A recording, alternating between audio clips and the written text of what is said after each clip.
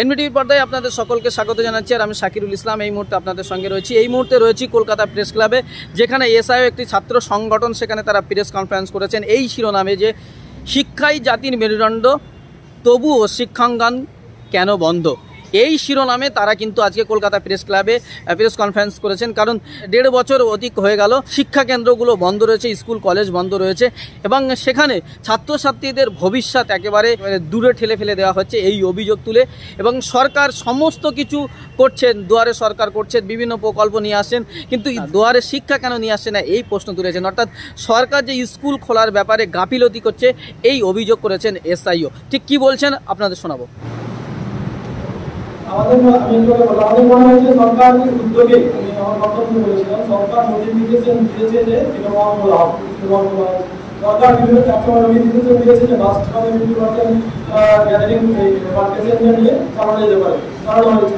সরকার বাজার খোলার পারমিশন দিয়েছে, তো সরকারের উদ্যোগে কিন্তু সব কিছুই ওপেন হয়েছে। সুতরাং আমরা মনে করি সরকারের উদ্যোগেও স্কুল ওপেন হওয়া জরুরি। সরকার যে স্কুল ওপেন করতে এখনো দেরি করেছে, আমরা বলে মনে করছি ভূমিকা গ্রহণ করতে এতদিন আমরা স্কুল ওপেন করতে পারতাম এবং ছাত্ররা শিক্ষা প্রতিষ্ঠান থেকে শিক্ষা অর্জন করতে পারতাম।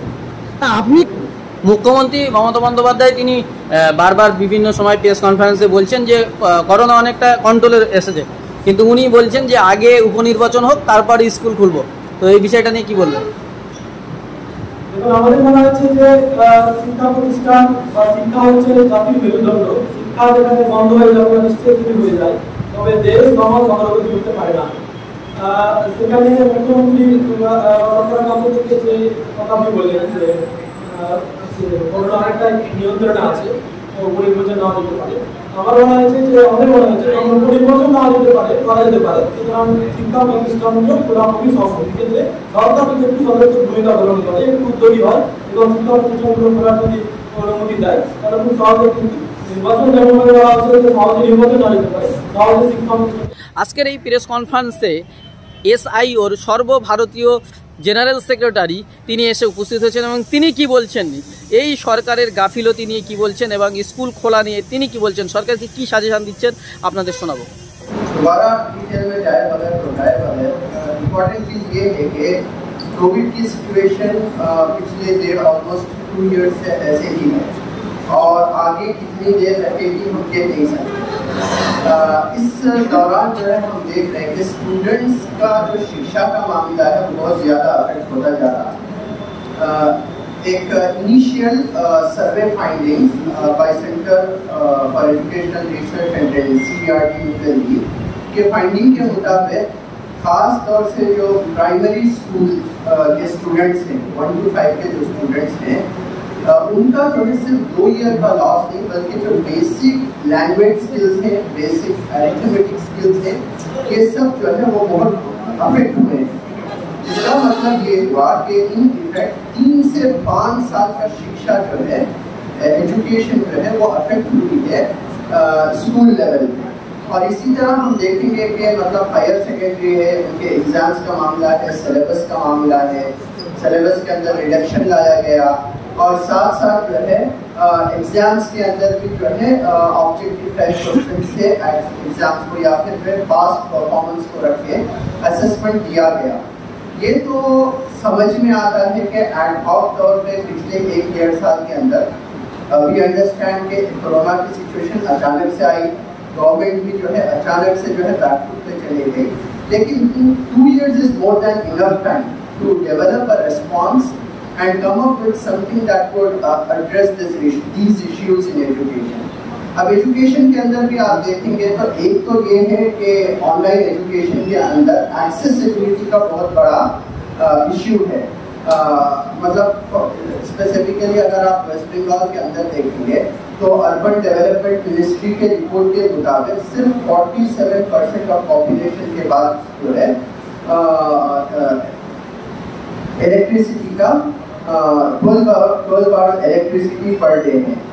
उसके अलावा जो access to smartphone internet facility है वो समवेयर बिटवीन 16.5 and 17% है।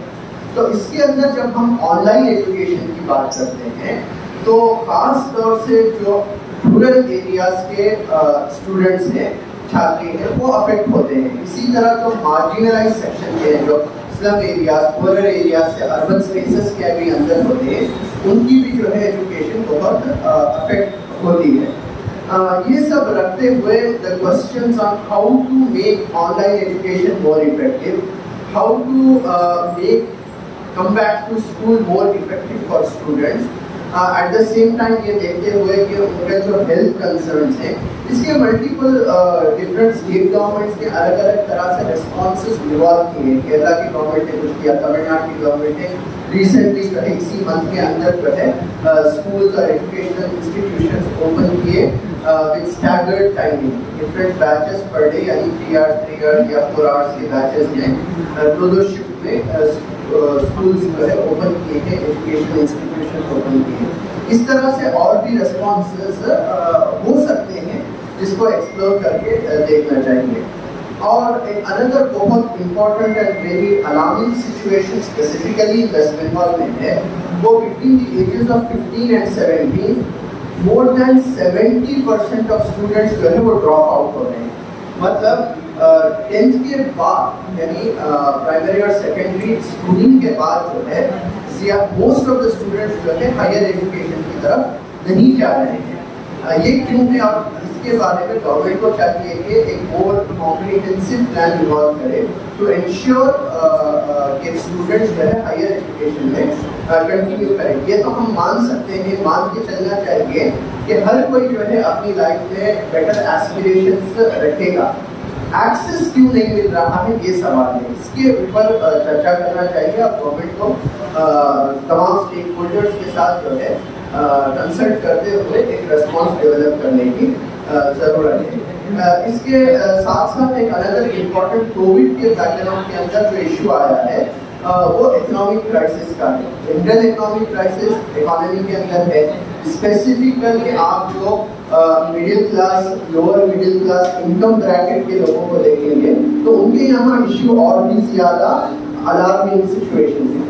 और इसमें स्टूडेंट्स, बहुत सारे स्टूडेंट्स ड्रॉप आउट इसलिए हो रहे हैं कि उनके they can afford school, they can't afford school, और ऐसा भी है कि घर को सपोर्ट करने के लिए वो लोगों के पास ऑप्शन नहीं रहता सिवाय इसके कि वो स्कूल से ड्रॉप आउट हो या एजुकेशन से ड्रॉप आउट हो। इस बारे में भी जो है गवर्नमेंट, जैसा कि फीस वेवर का मामला है और इसी तरह जो है स्कॉलरशिप या स्टाइपेंड्स का मामला है, इस तरह से कुछ पैकेज स्पेसिफिकली फॉर स्टूडेंट्स जो है हम डिमांड करते हैं कि गवर्नमेंट जो है इसको बना के पेश करना चाहिए। और फाइनली एक वन इम्पॉर्टेंट एस्पेक्ट ये भी है कि वैक्सीनेशन बहुत ज़रूरी है, कि जब तक के एटलीस्ट 70% ऑफ पॉपुलेशन वैक्सीनेट नहीं होता हम कोविड की सिचुएशन को कंट्रोल नहीं कर सकते, जैसा कि बहुत सारे स्टडीज ने बताया है।